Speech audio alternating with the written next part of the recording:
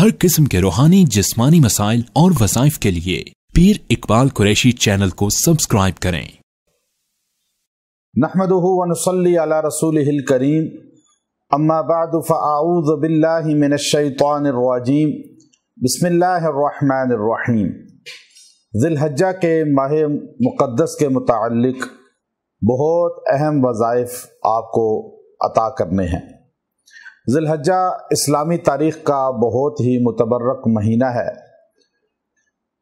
رمضان المبارک کے بعد سب سے بہترین مہینہ جو ہے وہ ذی الحجہ کا ہے۔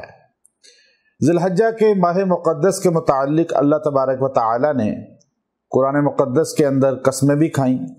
سورہ فجر کے اندر باقاعدہ طور پہ اس کے عشرہ کے متعلق 10 راتوں کے متعلق اللہ نے قسمیں کھا کر اس کی اہمیت کو اجاگر کیا۔ مسلمان اگر ذی الحجہ کے 10 دن عبادت ریاضت میں گزار دے، اللہ تبارک و تعالی اس مسلمان کو، اس انسان کو وہ تمام ضروریات حاجات پوری کر دیتے ہیں جو اس کی خواہشات ہوتی ہیں، ضرورت ہوتی ہیں۔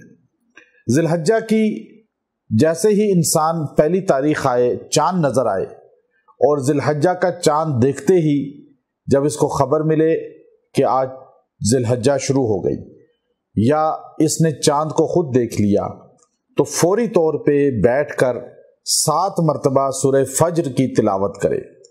اللہ تبارک و تعالی سورہ فجر کی 7 مرتبہ تلاوت کی وجہ سے اس کی زندگی سے مصائب، بلائیں، آفات، بیماریاں، دکھ زائل فرما دیتے ہیں۔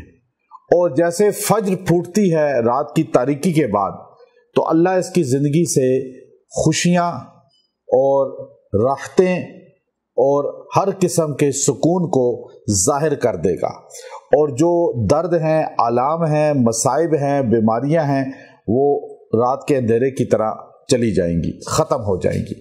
اور فجر کی، صبح کی طلوع صادق کا وقت جیسے نمودار ہوتا ہے، اللہ سورہ فجر کی تلاوت کی برکت سے اور ذی الحجہ کی پہلی رات کی وجہ سے اللہ اس رات میں اس سے مصائب ہٹا دے گا۔ یہ ایک رات، پہلی رات جیسے مغرب جب ہوتی ہے اس کے بعد چاند نظر آتا ہے، پتہ چلتا ہے کہ آج ذی الحجہ کی پہلی رات ہے یا نہیں۔ اب آپ جو ہے ذی القعدہ کی 29ویں مغرب کے بعد یا 30ویں مغرب کے بعد چاند کا خیال رکھیں، چاند کو دیکھیں اور چاند کی خبر سنیں، تو آپ فوراً کہ ذی الحجہ کا مہینہ شروع ہو گیا، آپ نے بیٹھ جانا ہے اور یکسوئی کے ساتھ 7 مرتبہ سورہ فجر کی تلاوت کرنی ہے۔ مرد عورتیں سارے پڑھ سکتے ہیں، ہمارے اعمال کی سب کو اجازت ہوتی ہے۔ ایک چیز ذہن نشین کر لیں کہ ذی الحجہ کی پہلی سعودی عرب اور پاکستان میں ایک نہیں ہوتی، تو سعودی عرب والے وہاں کے مطابق، یورپ امریکہ والے وہاں کے مطابق جو اعلان ہو، اور پاکستان والے یہاں ذی الحجہ کا جب اعلان ہو تو یہاں پہلی رات کو یہ عمل کریں۔ یہ نہیں کہ سعودیہ میں جو پہلی ہے تو پاکستان میں بھی پہلی ہوگی۔ یہاں جب چاند کا اعلان ہو تو یہاں والے پڑھیں، جب وہاں چاند کا اعلان ہو، جس کنٹری میں چاند کا اعلان ہوتا ہے یہ عمل وہاں کریں اور دعا کریں۔